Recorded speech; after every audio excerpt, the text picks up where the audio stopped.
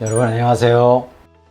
오늘은 대전 지적동에 저희가 독일 패시브 건축협회에서 인증을 받을 수 있었던 1.3m 패시브하우스 인증주택에 관해 가지고 오늘 같이 살펴보도록 하겠습니다.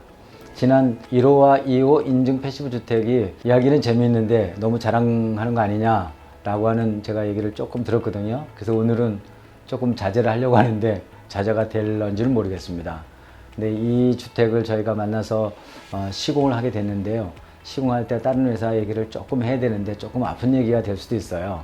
말씀을 드리도록 하겠습니다. 이 주택은 저희가 설계를 한 게 아니고 독일에 계시는 홍더용 건축가라고 있습니다. 약 15년 전부터 국내에 패시브하우스의 그 개념이 하나도 없을 때 독일에서 가끔 한국에 들어오셔가지고 세미나라든가 아니면 이런 여러 가지 프로그램을 가지고 패시브하우스를 당시 이렇게 홍보를 많이 하셨던 분 중에 한 분이 홍대영 건축가세요. 요 분의 그 설계를 가지고 어떤 시공사에서 시공을 하다가 이게 지하가 있는 주택입니다. 단독주택에서 사실은 지하가 있는 주택은 보통의 시공사들은 대부분 다 꺼리거든요. 여러 가지 난이도가 더 높아지는데 사실은 패시브하우스에서 지하가 있는 주택은 더 어렵습니다. 근데 전 시공사가 지하까지 공사를 마치시고 더 이상은 할 수가 없는 사정이 생겨서 못하시고 나간 현장이었었어요. 그래서 저희한테 제의가 들어온 거예요. 솔직하게 이런 현장이 있는데 와서 한번 이 현장을 할 수 있는 입장이 될 수 있는지 확인 검토를 한번 해봐 달라라고 하는 건축주와 건축가의 말씀이 있으셔가지고 저희가 이제 한번 해보고자 하는 생각을 갖게 됐는데요. 사실은 시공사들 간에 불문율 같은 그런 것들이 한 가지가 있는데 그게 뭐냐면 다른 시공사가 공사하던 현장을 후발로 들어가서 공사를 하지 않는다라고 하는 불문율 같은 게 있습니다. 왜 그러냐면 이 현장에 왜 공사가 스톱이 됐는지 그 다음에 이 공사의 내용이 지금까지 어떤 과정을 겪어가지고 여기까지 왔는지를 사실은 잘 모르게 돼 있어요. 그렇지만 저희는 들어갔습니다. 왜? 패시브하우스니까 들어갔습니다. 지금은 사실은 패시브하우스를 설계하고 시공하는 데 있어서 건축주를 만나는 일이 그렇게 어렵지는 않게 됐어요. 근데 지금부터 10년 전에는 패시브하우스에 대한 개념이 없다 보니까 패시브하우스를 시공하겠다라고 하는 건축주를 만나는 게 사실은 가장 큰 일 중에 하나였어요. 그러니 그 불문율도 깨고 한번 하겠다라고 하는 생각을 하게 됐습니다.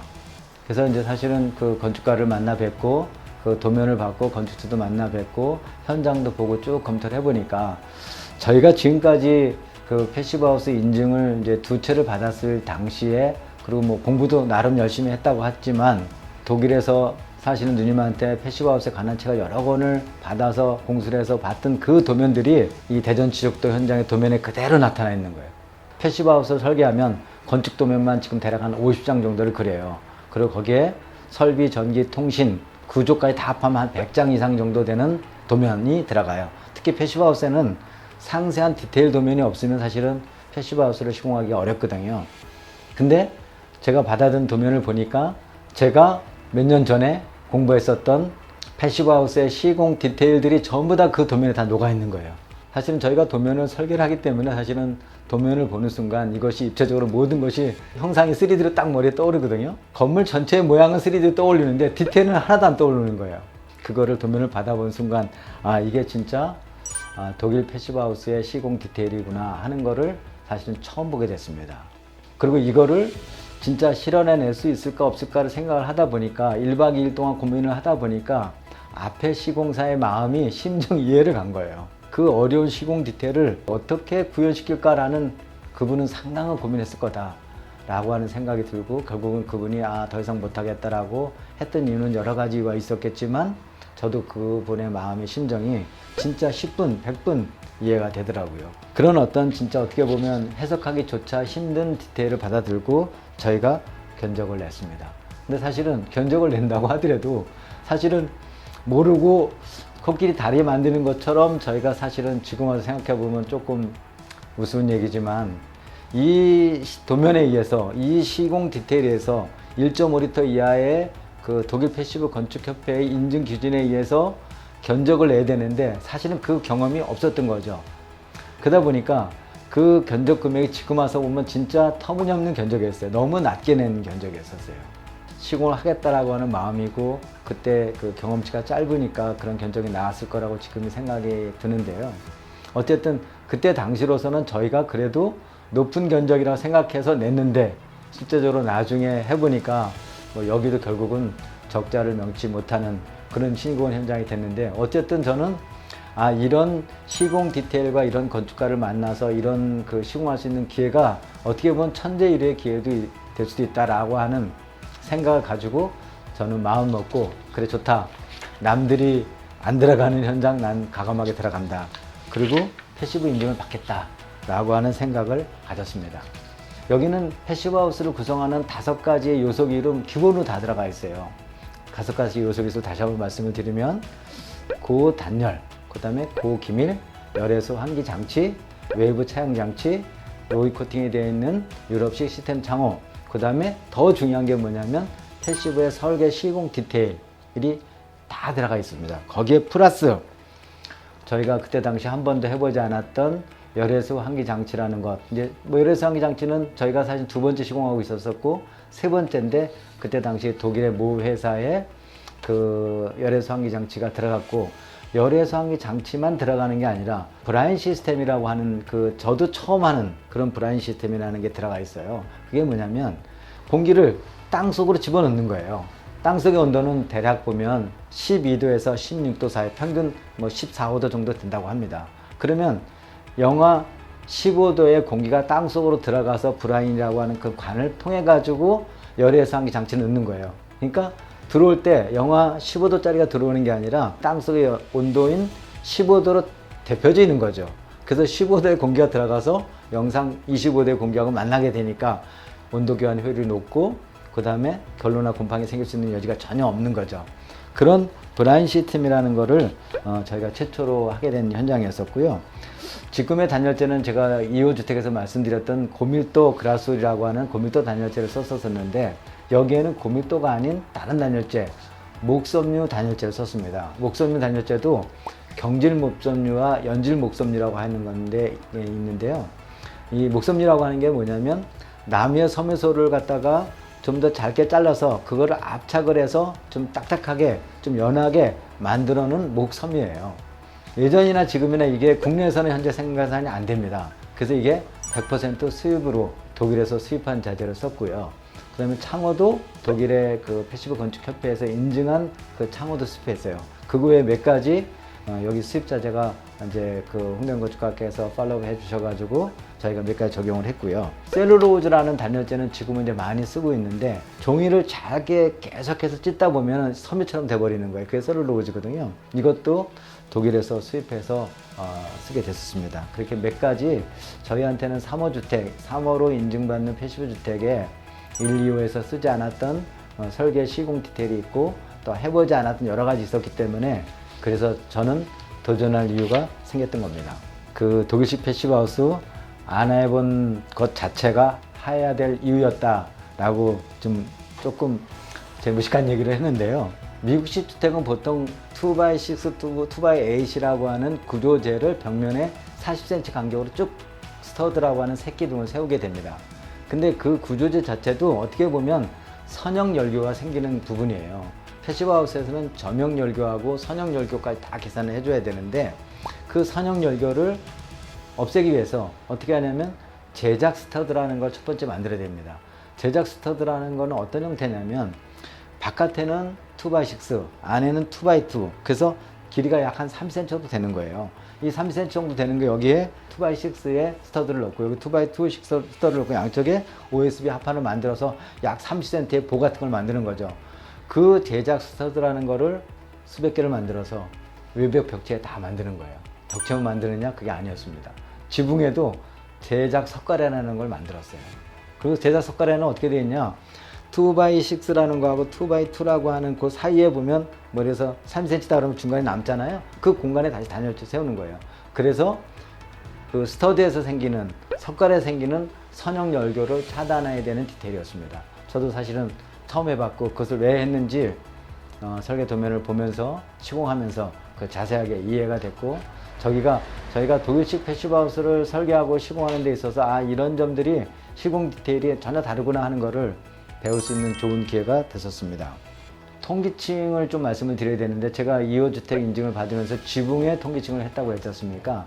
여기에는 외벽에도 통기층을 만들었어요. 그러니까 지붕에 보면 석가래를 2x12로 하고 나서 2x4를 눕혀놓고 난 상태에서 거기에 통기층이 형성돼 가지고 이중 지붕을 만드는 구조인데, 이거는 사실은 처음 하기가 좀 어렵지, 한번 해보면 그렇게 어려운 디테일이 아니거든요. 근데 지붕뿐만 아니라 이 디테일은 외벽 전체가 다 있어요.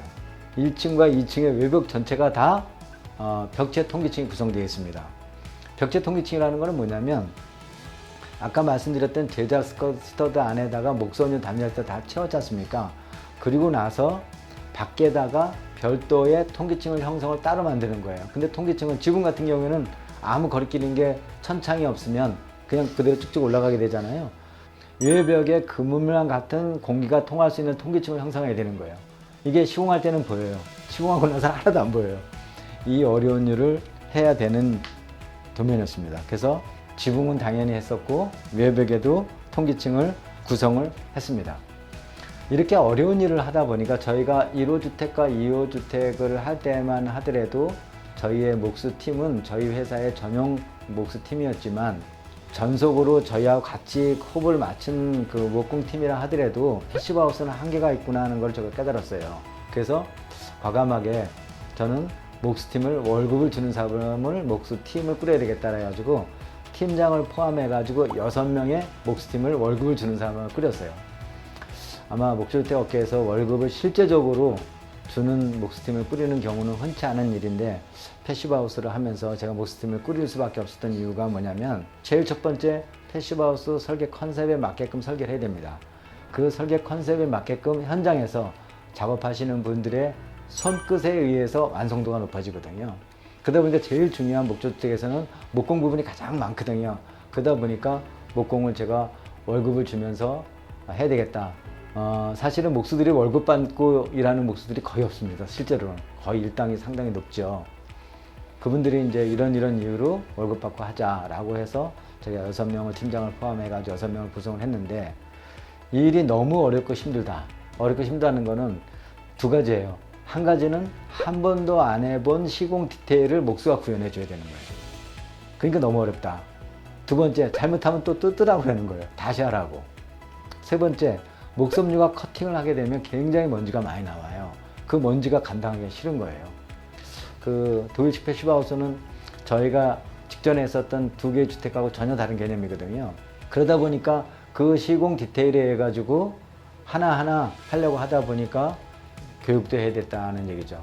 그러다 보니까 그런 것들을 견디지 못하고 3명이 그만두고 다시 3명을 다시 채워가면서 저희가 사실은 이 일을 마무리를 했었던 겁니다. 그렇게 이제 공사를 이제 쭉 진행을 했었던 그 기억들이 사실은 새롭고요. 한 현장에 2명의 책임자를 제가 파견했어요. 현장 소장이 현장에 관한 디테일한 현장의 망치질을 하는 거에 대해서는 잘 알지만, 이 도면을 완벽하게 해득하고 이해하는 것은 부족합니다. 왜? 저도 1박 2일을 봤는데도 이해가 안 됐거든요. 저희 설계 직원을 보내서 그 도면을 다 이해를 시킨 거예요. 어떻게 이해를 시켰냐? 이 도면에 가는 모든 내용을 전부 다 우리의 현장의 샵 드로잉을 그리자. 그 디테일을 다 그린 거예요. 사실은 단독주택을 하나를 지으면서 시공 디테일을 샵 드로잉을 그리고 그걸 다시 3D까지 그려가지고 시공한다는 게 사실은 쉽지 않고요. 단독주택 짓는 회사에서 그렇게 하는 회사는 저도 포함해서 별로 없습니다. 저는 그걸 했습니다. 세 번째 주택을 저희가 시공하게 된 기회를 얻으면서 패시브하우스의 디테일이라고 얘기하는 게 뭔지를 알았어요. 그거를 저희가 현장에서 그대로 다 체득하면서 하나하나 해나갔잖아요.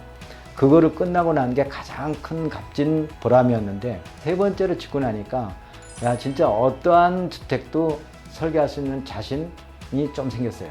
뭐 국내에서는 뭐 단열만 잔데도 창호만 좋은 걸 써도 뭐 기밀만 조금 해도 패시브하우스라 얘기하는데, 패시브하우스는 그렇지 않습니다. 독일에서는 난방 에너지 소모량을 1.5리터 이하인 경우만 패시브하우스라고 이름을 붙여요. 최종적으로 인증을 어떻게 받았냐면, 당시는 한 1,500만 원 이상의 인증 비용이 들어갔었어요.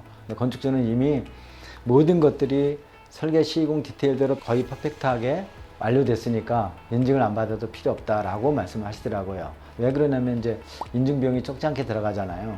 그래서 인증받는 거를 포기하셨어요. 그러다 보니까 저는 너무 아쉬운 거죠. 많은 시간과 노력과 비용을 써가면서 했는데 인증을 안 받는다고 하면 저한테는 큰 의미가 사실은 없었던 거거든요, 당시로는.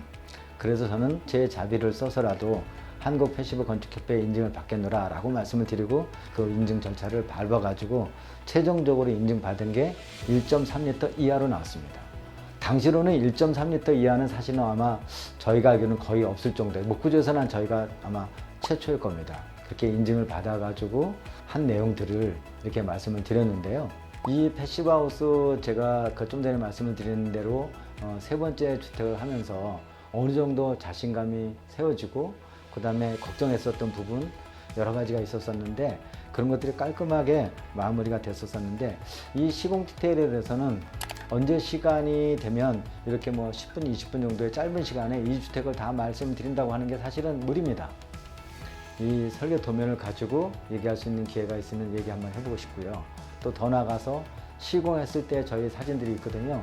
그래서 사진을 갖고 이런 것들이 어떠한 과정을 거쳐가지고 이렇게 1.3리터의 패시브하우스를 받았는지, 일반적인 패시브하우스의 그 벽체 레이어의 구성하고 독일식 패시브하우스의 설계 시공 디테일에 의한 그 벽체와 지붕의 구성 어땠는지 이런 걸 좀 더 디테일하게 말씀 나누고 싶은 생각을 해보면서 마치겠습니다. 고맙습니다. 감사합니다.